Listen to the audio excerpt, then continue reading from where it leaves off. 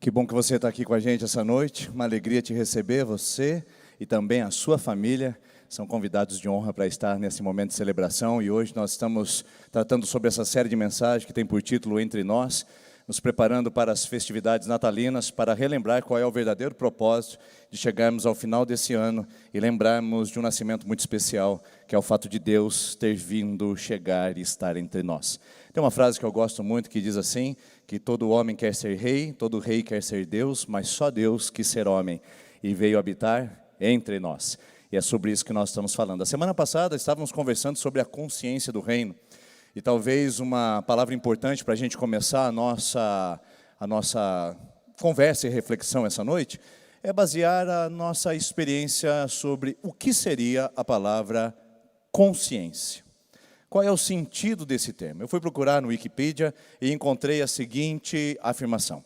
Consciência é uma qualidade da mente que abrange qualificações tais como subjetividade, autoconsciência, sensibilidade, sapiência ou sabedoria, ou seja, a capacidade de perceber a relação entre si e um ambiente. Essa é a melhor definição de consciência, a capacidade de perceber a relação entre si e o ambiente que você está participando.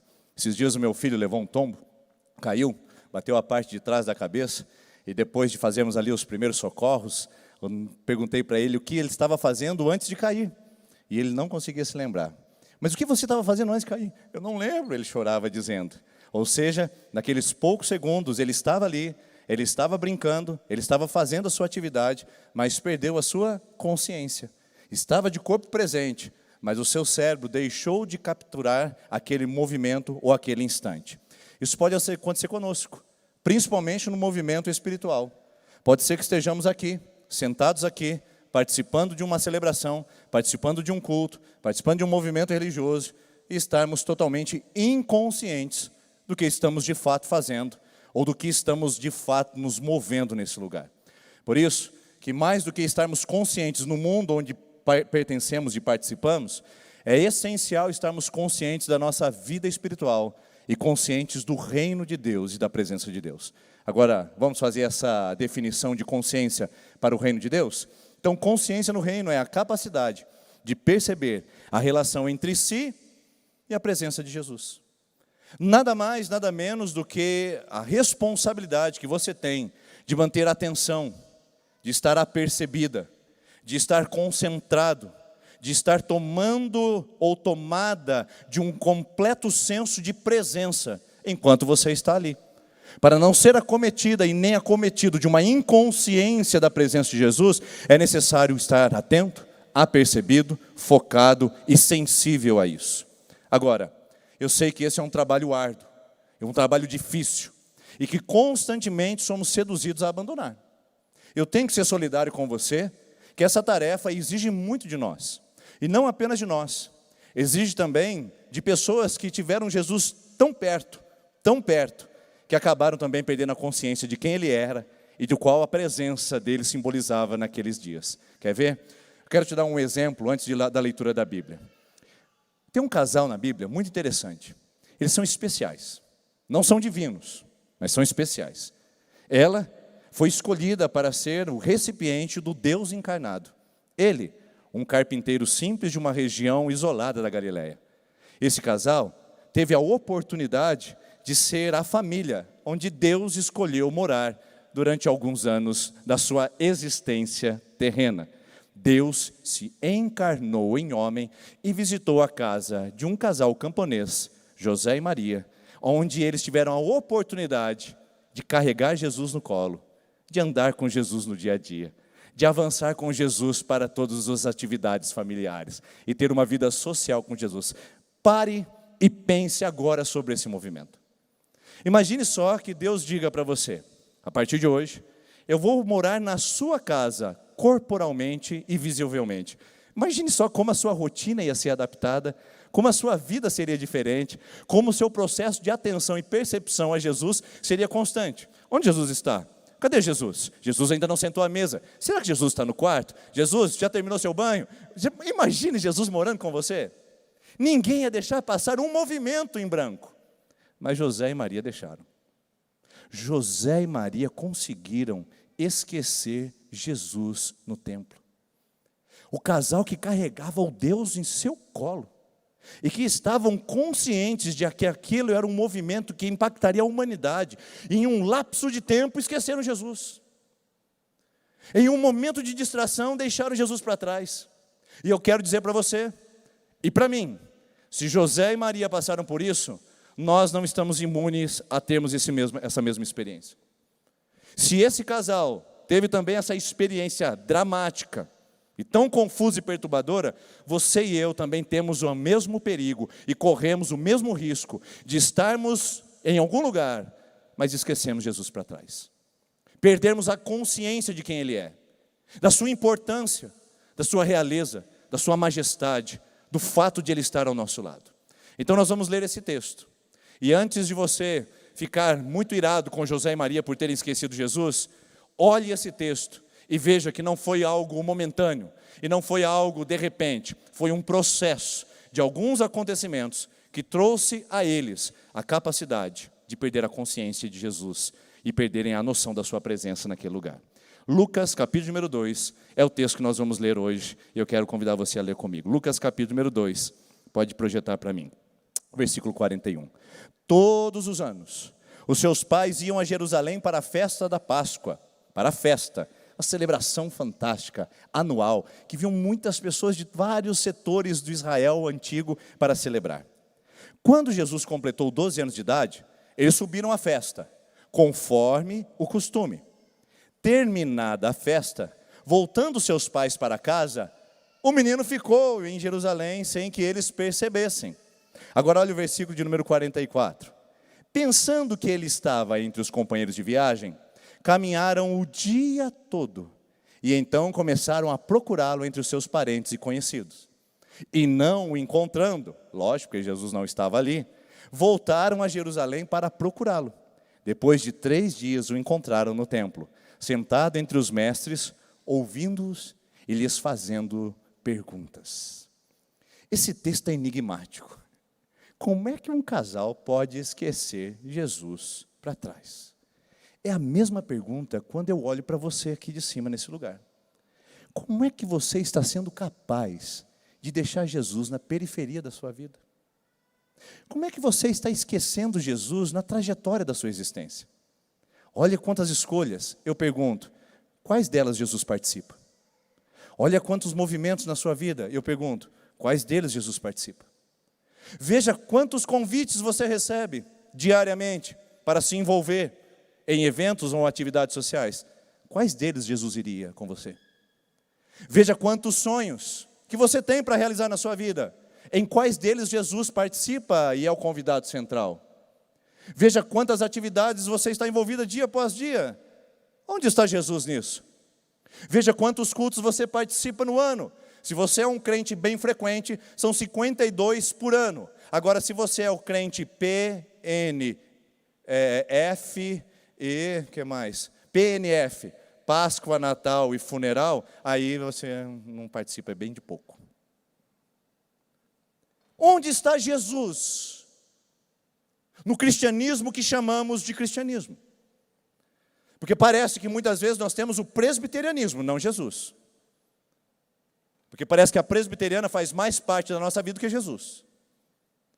Às vezes parece que nós somos cristãos e praticamos um cristianismo. Porque a tradição do cristianismo parece fazer mais sentido para nós do que a companhia de Jesus na nossa vida.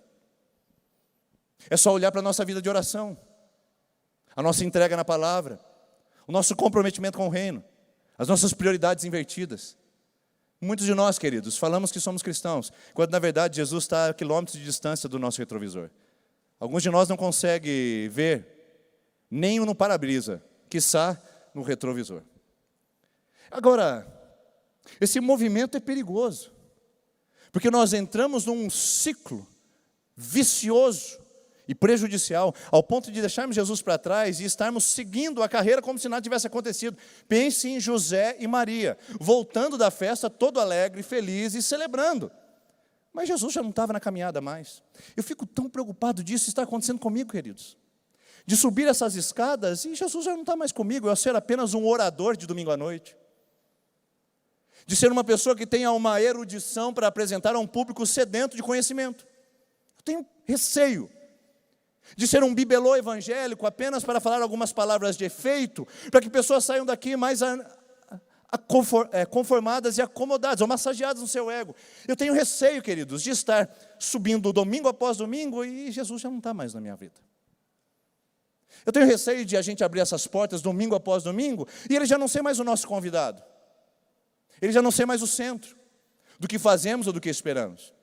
E nós entramos nesse ciclo e vamos desenvolvendo um distanciamento sutil, constante e desastroso da presença que nós não deveríamos abandonar, como José e Maria fizeram. Vamos olhar esse texto mais de perto e vamos ver que José e Maria não fizeram do dia para a noite. Eles esqueceram Jesus por causa de alguns indicativos que eles não prestaram atenção e que de repente tornaram-se mais importantes do que a própria pessoa de Jesus. E eu acredito que essa é uma palavra para você e para mim, uma advertência para não perdermos a consciência do reino e nem da presença de Jesus. Vamos lá ao versículo de número 41 que eu quero ver com você. Alguns inimigos da consciência do reino. Todos os anos, os seus pais iam a Jerusalém e faziam isso conforme o costume. Essas duas palavrinhas para mim são intensas.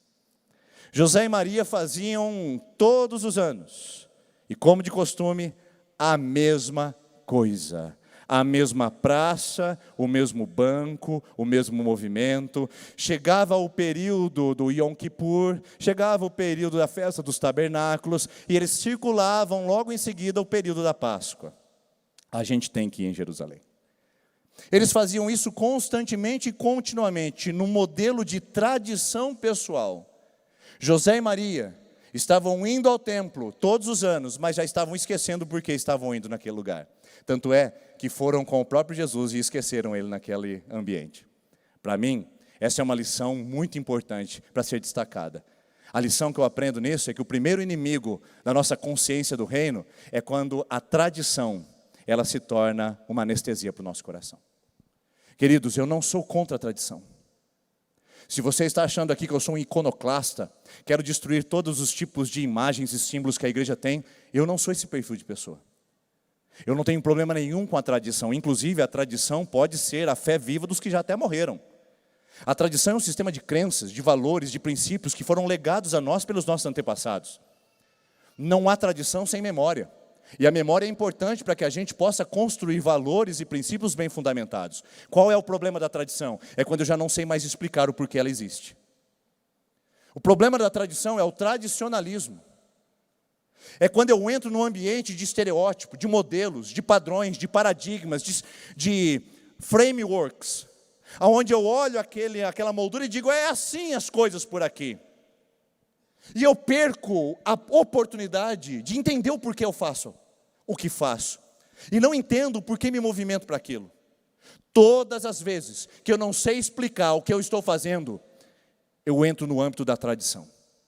Por que você levanta na hora do louvor? Por que você levanta a mão na hora da adoração? Por que você tira o boné quando vai fazer uma oração? Por que você dá o dízimo e oferta uma vez por mês? Por que domingo é dia de ir à igreja? Por que no seu guarda-roupa tem roupa de ir à missa e roupa de ir ao culto? Qual é o sentido disso, irmãos? Nós estamos acostumados num cristianismo brasileiro cheio de mística, cheio de símbolos, cheio de fitinhas, de penduricalhos, de copo em cima da TV para uma oração, cheio de elementos visuais que nós não sabemos explicar o porquê estão ali. E nós temos muito crentes, analfabetos de Bíblia, que consomem tradição dos cultos e não checam nas escrituras o movimento de Deus. Gente que consome a informação de terceira mão, de segunda mão, mas não checa a informação de primeira mão que está na palavra. Eu tenho dito e repito, não acredite no que eu falo. Olhe na sua Bíblia e confirme se isso de fato está lá. Muitos de nós somos adeptos a um tradicionalismo que não se explica mais, que não se entende mais. Não, porque na igreja tem que ter hino. Se não tem hino, não tem adoração verdadeira. Quem disse? E quem disse que tinha hino na Bíblia? Cântico congregacional. Cântico gregoriano. Não, porque se não tiver worship, se não tiver luzes, se a luz não for apagada, não tem adoração. Quem disse isso? Como a gente explica isso? Nós precisamos saber explicar, queridos, o porquê que nós usamos luzes e usamos esse movimento aqui. A gente precisa explicar o porquê não usamos e porquê não temos. Nós precisamos aprender a ser inteligentes, não a sermos ácidos e tradicionalistas ao ponto de dizer, é assim ou é assim. Você sabe explicar? Por que dá o dízimo e oferta? Tem gente que ainda oferece o dízimo e oferta porque acha que vai receber o dobro. Não é isso que está na Bíblia, irmão. Tem gente que dá o dízimo e oferta porque tem medo de Deus queimar o chuveiro, fundir o motor, fazer o filho tomar antibiótico. Tem sim. Aí eu não dei o dízimo, tá vendo? Queimou o chuveiro. Meu dízimo era milão, não dei, fundiu o motor. Aí tem que pagar milão para consertar o motor. Olha, Deus castigando. Irmãos, onde a gente aprendeu essas coisas? Que movimento de tradição é essa? Que a gente não sabe explicar o porquê a gente é igreja. Por que a gente tem isso daqui, queridos? Porque nós queremos comunicar o Evangelho, se é com fumaça, sem fumaça, com luz, sem luz, sentado em fileira, sentado em círculo, num pequeno grupo em casa, num grande grupo, num ginásio lotado, embaixo de uma árvore, numa aldeia indígena, não importa. O que importa é que o Evangelho e a essência seja comunicada e as pessoas saibam por que estão fazendo, elas não sejam massa de manobra apenas para andarem diante de uma tradição que não sabem o porquê existe. Vamos voltar a José e Maria. Não. Antes de José e Maria. Estou vendo que vai demorar aqui hoje, queridos. Me perdoa, deixa eu cronometrar aqui, porque já viajei aqui. Vamos lá. Zygmunt Bauman é um sociólogo polonês que escreveu muito sobre o processo humano de comportamento. E ele diz o seguinte: existem 3 coisas que tiram a capacidade do ser humano refletir sobre a sua vida. 3 coisas. Uma, o hábito. Por que você faz o que faz? Faz por hábito. Seu cérebro é preguiçoso, ele cria atalhos, e então você não precisa pensar para fazer aquilo, é hábito. Pronto. Segundo elemento, a rotina. A rotina é assim, ela simplesmente aparece e a gente se torna escravo dela. E a gente desliga o cérebro e a gente faz aquilo rotineiramente. Deixa eu fazer uma pergunta para o maridão e para a esposa aqui. Quem aqui nunca passou por aquela experiência que a esposa ligou antes de você sair do trabalho e disse, querido, passe no mercado e traga uma lata de creme de leite para fazer o estrogonofe das crianças. E você disse, certamente, querida. E colocou um post-it ali no seu computador e disse, comprar creme de leite no supermercado para o estrogonofe. E aí você entrou no carro sabendo que você tinha que ir ao mercado antes de chegar em casa. E de repente você está na garagem de casa sem o creme de leite. Quantos aqui já passaram por isso? Não precisa levantar sua mão, nem se comprometer, mas a rotina tira a capacidade de refletir, não é verdade? Eu lembro um dia que a gente foi fazer compra, eu e minha esposa, a primeira vez que nós fomos fazer compras com a nossa filha recém-nascida, Ana Luísa, de 3 meses. E estávamos fazendo compra na rotina comum do casal. Eu carregando o carrinho de bebê e a Vanessa carregando o carrinho de compras. E ela pegava os produtos do carrinho e eu pegava os produtos e devolvia, porque aquele estava muito caro. Coisa de homem, você sabe que a gente faz isso. E em algum momento daquela compra, eu estava com o carrinho de compras e a minha esposa colocando as coisas lá dentro. De repente ela olha e fala, onde está a Ana Luísa? A rotina fez com que eu abraçasse o carrinho de compras e esquecesse que eu era pai por um segundo. Não me julgue assim, queridos. Eu não sou o pior pai do mundo.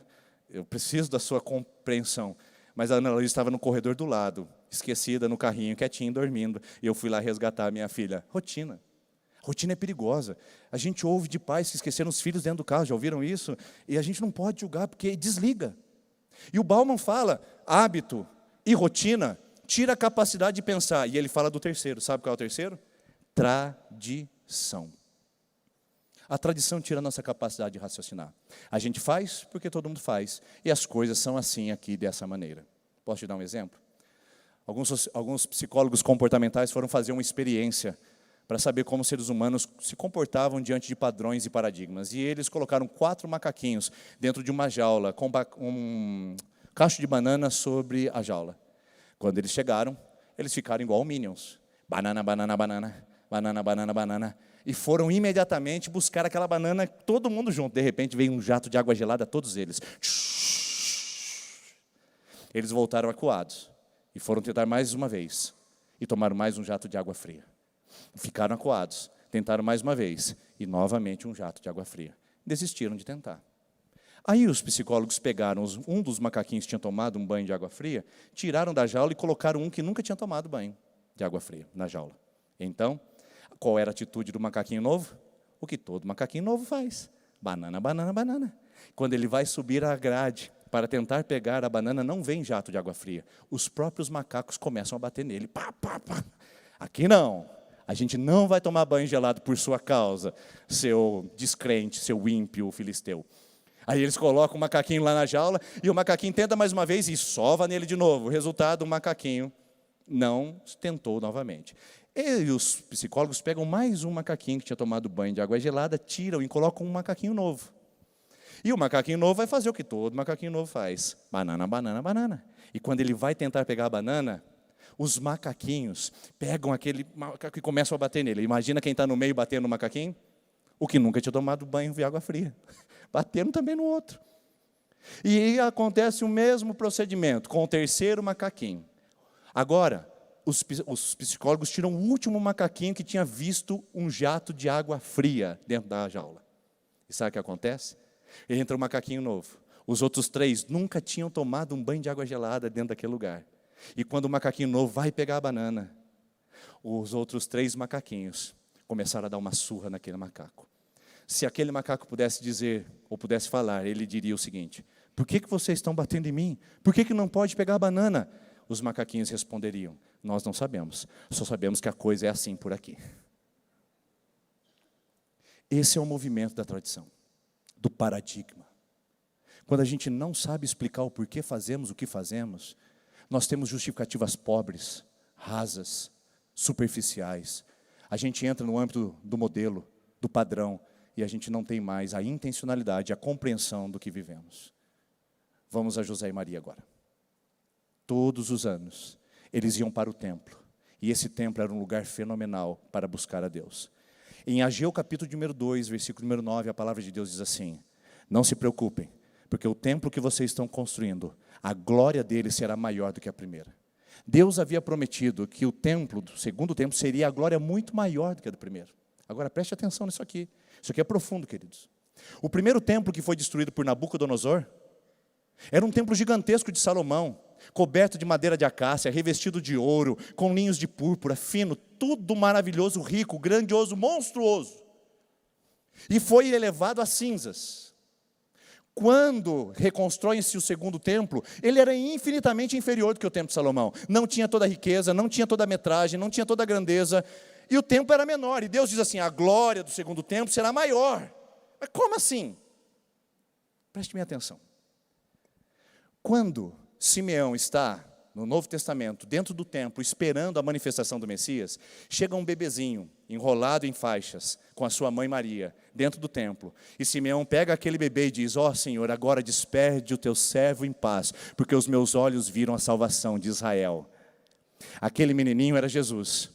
Aquele menininho era a glória de Deus encarnada no mundo. E aquele menininho estava no templo. Você sabe qual é a glória do segundo templo? Não é o lugar, não é o ouro, não é o poder, não é a metragem. A glória do segundo templo é Jesus. Maria e José, todos os anos, carregavam a glória do segundo templo em seus braços. Todos os anos, iam para o templo com a glória do segundo templo. Todos os anos, eles entravam no ambiente de sacrifício, com o próprio sacrifício dentro do seu espectro familiar. Todos os anos eles estavam com a glória prometida e não perceberam isso. Como de costume, todos os anos, como de costume, todos os domingos, como de costume, todos os cultos, como de costume, todas as pregações. Irmãos, a glória do segundo templo é Jesus. E talvez nós estejamos aqui celebrando algo que não sabemos mais, algo que a gente não entende mais, algo que não vibra mais em nosso coração, que não faz sentido para você, que não faz sentido para mim, algo que se tornou um ritual, uma tradição, uma religião, que não tem vida. Talvez José e Maria não sejam piores do que nós, que carregamos a glória do segundo templo dentro do nosso coração, e somos tão irreverentes com essa glória. O ar está gelado. Nossa, não gostei. O pastor grita muito. O louvor está muito alto. Nossa, não tinha um lanche melhor para oferecer? Aquele negócio assim, que a glória do segundo tempo não importa. O que importa é a minha tradição. Segundo inimigo, vamos lá. Inimigo da consciência do reino. Terminada a festa, voltando seus pais para casa, o menino ficou em Jerusalém.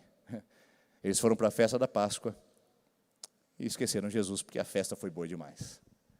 Esse é o problema da festa. A festa inebria. A festa anestesia a consciência. E eu quero falar que o segundo inimigo é a euforia da festa. Tem muita gente que esquece Jesus, não porque está agarrado a uma tradição, mas porque está apegado a uma festança evangélica que não faz sentido. José e Maria se encantaram com a festa e voltaram, talvez, de Jerusalém, numa conversa muito interessante com o seu grupo. Vocês viram a festa? Uau! Nunca tinha havido tantas pessoas numa festa da Páscoa como essa. Uau, vocês viram a festa? O templo estava abarrotado, lotado.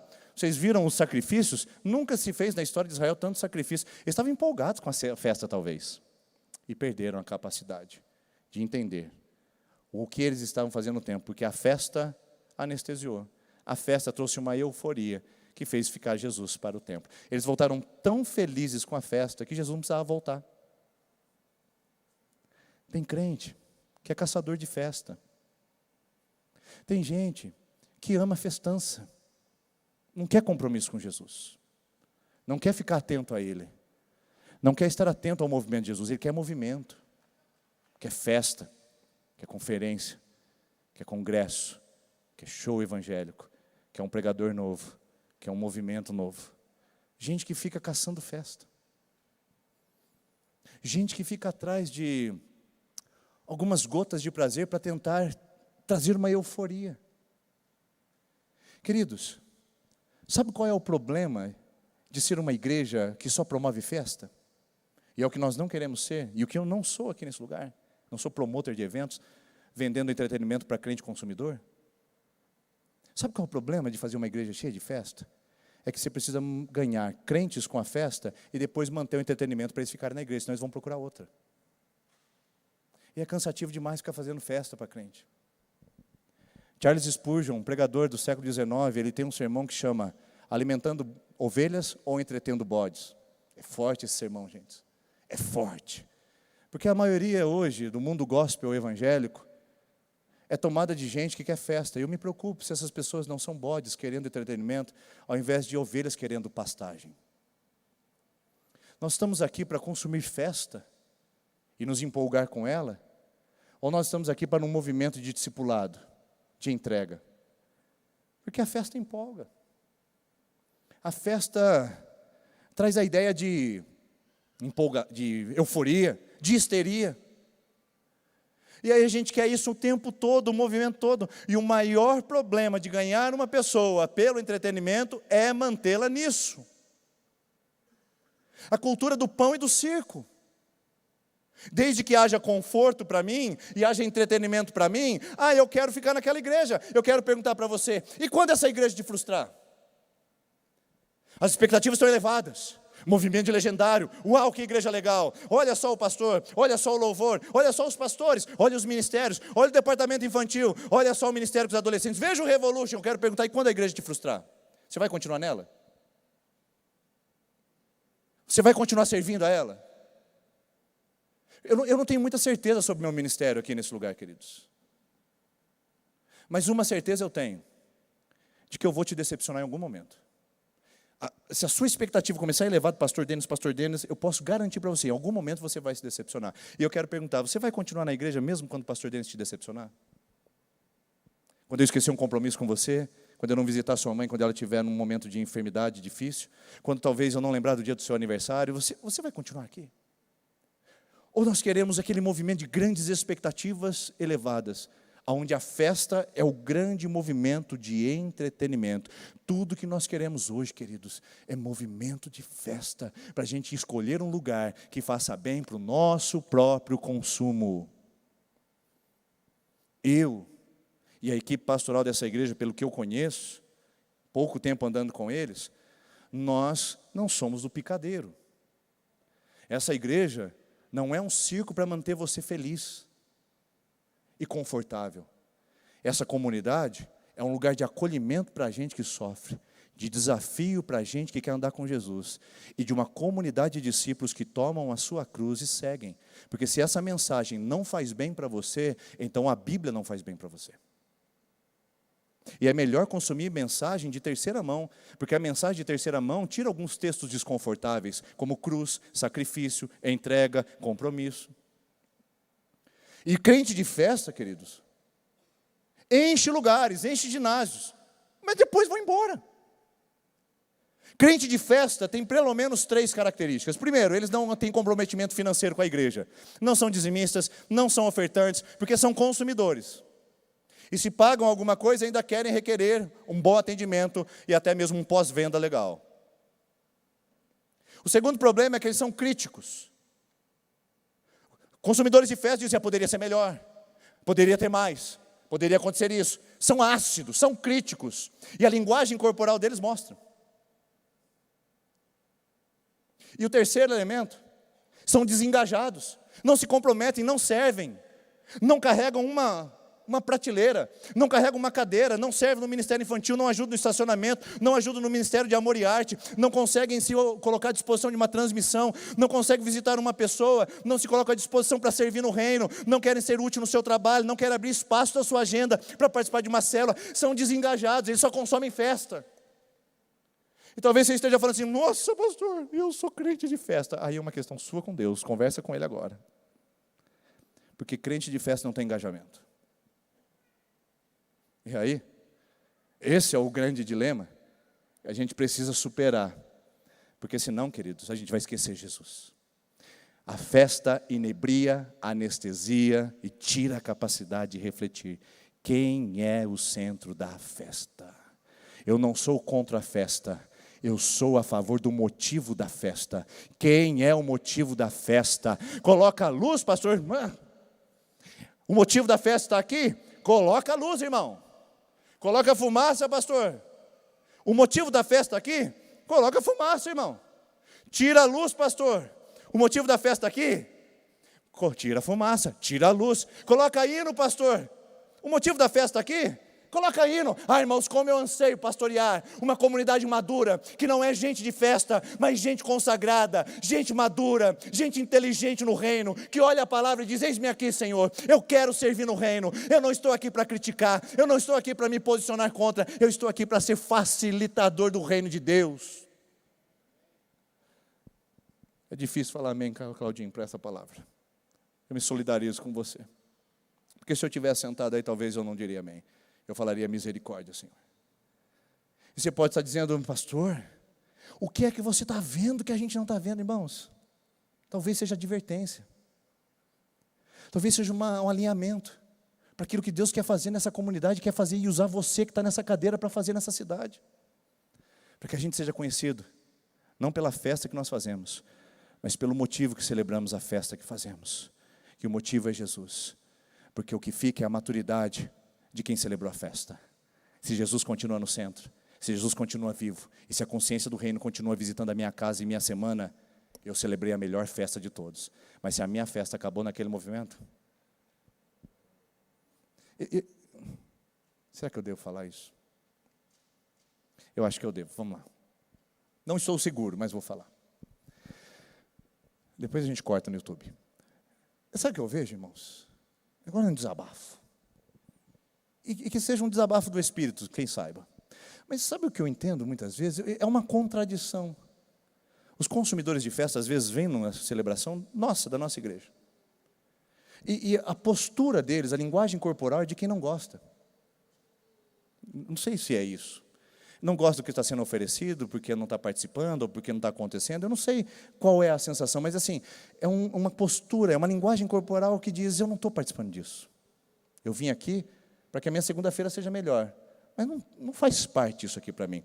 Aí eu vejo algumas fotos dessas pessoas em outros movimentos evangélicos, né? Então aqui, por exemplo, não tem expressão. Aqui, por exemplo, não tem nada. Mas aí eu vejo, por exemplo, lá em outra igreja, na conferência, o cara está assim.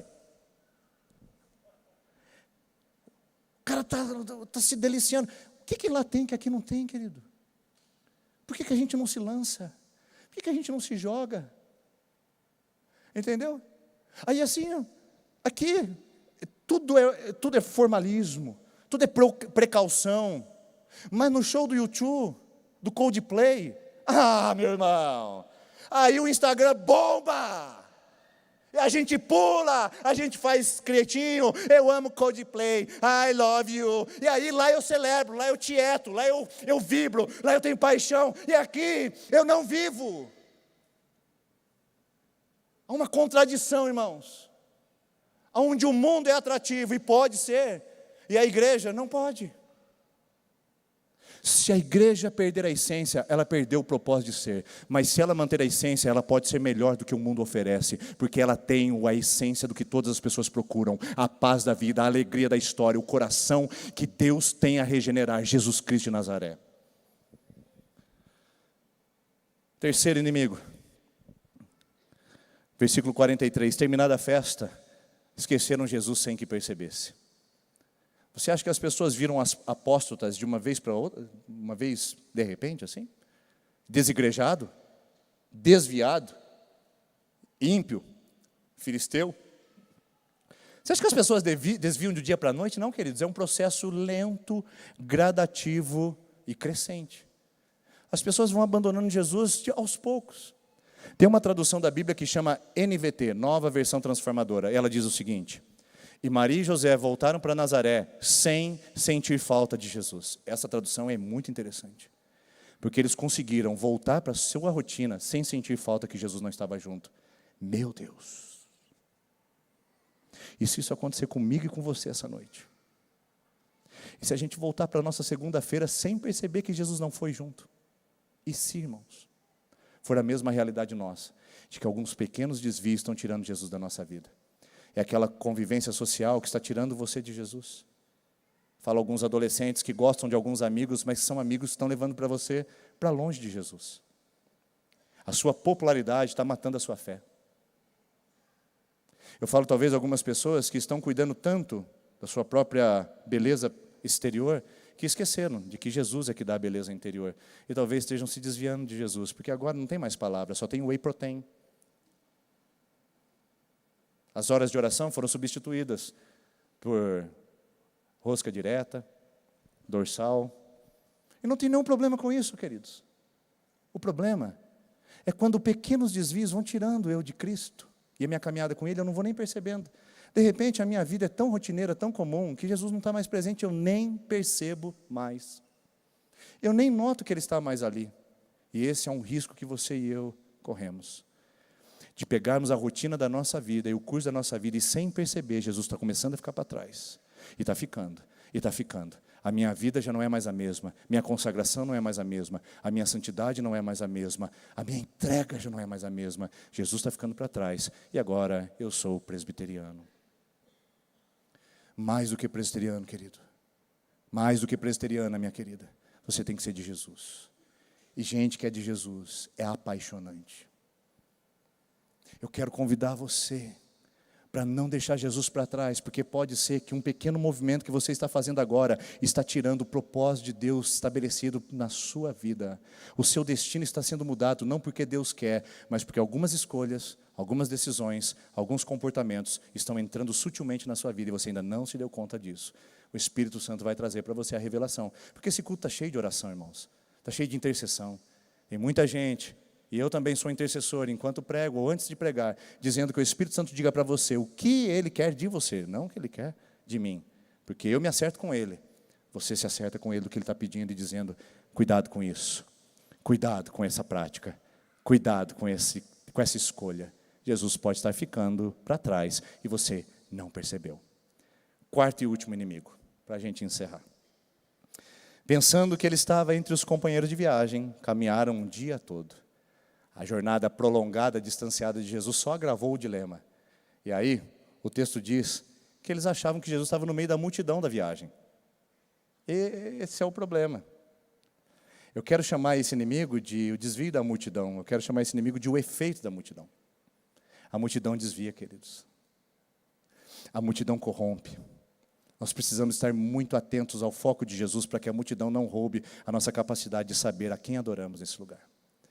Porque todo mundo achou que Jesus estava no meio da multidão. E José e Maria acharam, porque estavam seguindo a multidão, também estavam com Jesus. É o mesmo problema seu e meu. Às vezes a gente acha que porque está no meio da multidão, Jesus está junto. Às vezes a gente acha que porque a gente está seguindo a multidão, Jesus está presente. Lê do engano, querido. A multidão, inclusive, pode nos fazer perder coisas preciosas em Deus. Posso te dar um exemplo? Rapidamente. Nós fomos um casamento em Londrina, quando a minha filha tinha 2 anos de idade, Ana Luísa. Lá vem mais uma história. E a gente saiu de Londrina numa van, tinha uma multidão, uma pequena multidão de gente. Ana Luísa ia de colo em colo. Era o vô postiço, a avó postiça, o tio postiço, os amigos. E eu e a minha esposa praticamente só pegávamos essa moça para dar alimento para ela. O restante era só de colo em colo. Terminado o casamento, terminada a festa, nós saímos do templo da segunda IPI de Londrina e lá tem uma grade. Então, antes de chegar à grade, eu perguntei para o vô postiço: Ana Luísa está com você? Ele disse: não, não está comigo não. Eu perguntei para a avó postiça: Ana Luísa está com você? Ela disse: não, não está não. Eu perguntei para os amigos: Ana Luísa está com você? Não, não está com não. E eu, ai meu Deus do céu, o desespero bateu.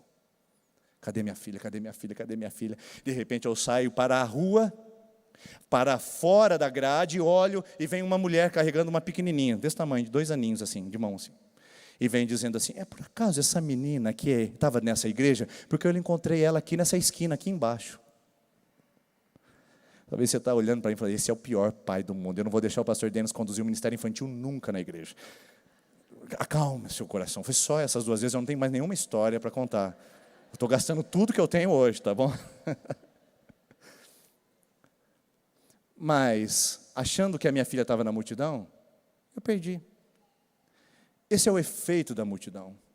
A gente perde Jesus. Porque tem gente na multidão seguindo o líder, mas tem gente na multidão seguindo a multidão. Esse é o meu problema. Eu não tenho problema com multidão, queridos. A minha expectativa é que isso aqui cresça. A minha expectativa, quando a gente for para um novo templo, já não caiba mais. Claro que todo mundo sonha. Por quê? Mais famílias transformadas. Eu estou orando para a sua esposa vir aqui com você. Eu estou orando para os seus filhos te acompanharem, para os seus vizinhos. Nós estamos orando para o avivamento de Deus tocar essa cidade e as pessoas virem. Nós oramos para o espaço ficar pequeno, mas eu não estou empolgado com uma multidão crescente. Eu preciso que a igreja continue tendo rosto, tendo personalidade.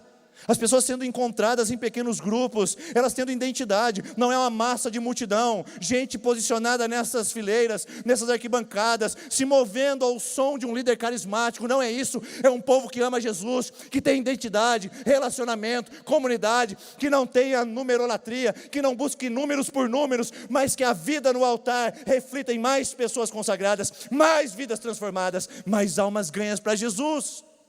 Olha o que Deus fez na vida desses legendários. Quantas famílias transformar? A gente quer muito mais que isso.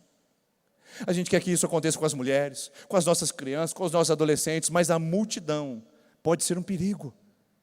E o sonho de ter uma multidão pode roubar a presença mais preciosa de Jesus. Nós não queremos negociar Jesus por causa da multidão. Ele continua sendo o centro de tudo que fazemos e de tudo que esperamos aqui nesse lugar. Porque a multidão pode fazer a gente uma massa. Gustave Le Bon é um sociólogo francês e ele diz o seguinte: a multidão massa é a multidão potência. Multidão massa é manobra, não tem identidade, não tem inteligência, não tem compreensão do que faz. A potência sabe o que está fazendo, tem um líder, tem um propósito. Muitas vezes a multidão massa está dentro do nosso comportamento cristão. Por quê? A gente faz só o que a massa está fazendo. E ela tem o poder disso, a multidão tem esse poder. Por que você está balançando essa bandeira vermelha aqui, gritando contra o governo? Não sei, cara. Pagaram um sanduíche de mortadela para mim, eu estou aqui e estou gritando apenas nos pulmões.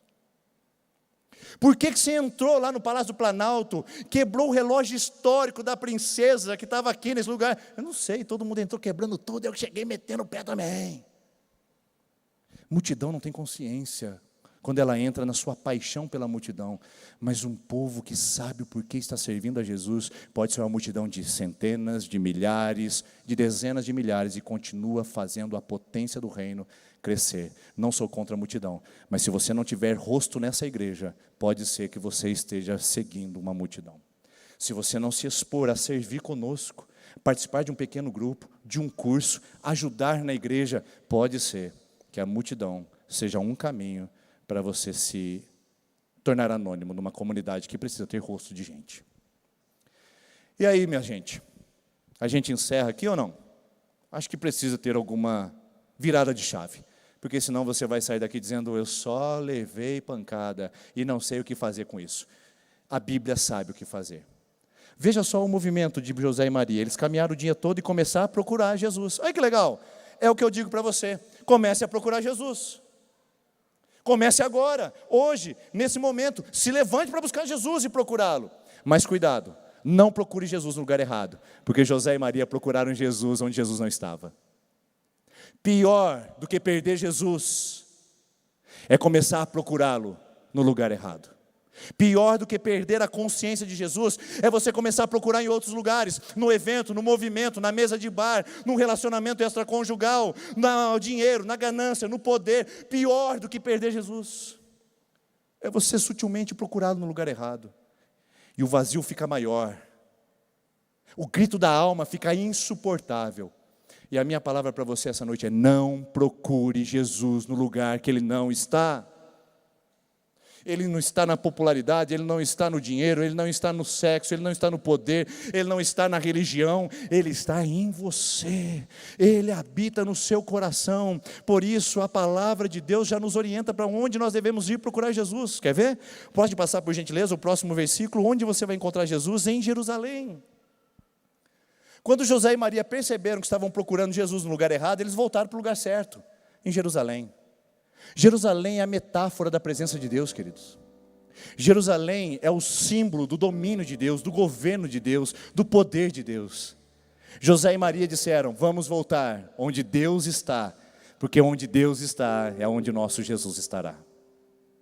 Eu quero convidar você essa noite, filho pródigo, filha pródiga, que afastou da casa do Pai em passos sutis e imperceptíveis, a voltar para Jerusalém. Volte para a casa do Pai. Jesus está ali. Permita que Ele te atraia mais do que esse mundo. Permita que a paixão por Ele seja maior do que andar com multidão. Permita que o senso de pertencer a Ele seja maior do que o desejo de consumir festas. E permita que o propósito de honrá-lo seja maior do que uma tradição fria. Volte para Jerusalém. Volte para o quebrantamento. Volte para a oração. Volte para a entrega. Volte para a paixão. Volte para o lugar onde Jesus está. Deus não mudou de endereço, Ele continua sendo encontrado. Jeremias 29:13 diz: buscar-me-eis e me encontrareis quando me buscardes de todo o coração. Ali está Deus, dentro do propósito do coração que o busca. Busque-o, busque-o, procure Jesus. Ele está ali, Ele está aí. E sabe onde Ele está agora? Não no templo de Jerusalém. A palavra de Deus diz que o endereço dele é aqui. Não sabem vocês que são o santuário de Deus e que Ele habita em vocês? 1 de Coríntios, capítulo número 6, versículo 19. Deus habita, Deus mora, Deus reside. Em nome de Jesus, seja atraído por Ele, seja atraída por Ele. Vamos ficar em pé, queridos. Eu quero convidar você a essa semana ter a consciência do reino. Se você puder compartilhar, compartilhe. Consciência do reino. Deus está entre nós. Nós não vamos perdê-lo no culto, nós não vamos perdê-lo no templo, nós não vamos perdê-lo no ginásio, nós não vamos perder Jesus. Vamos cantar essa canção juntos e celebrar o nome de Cristo.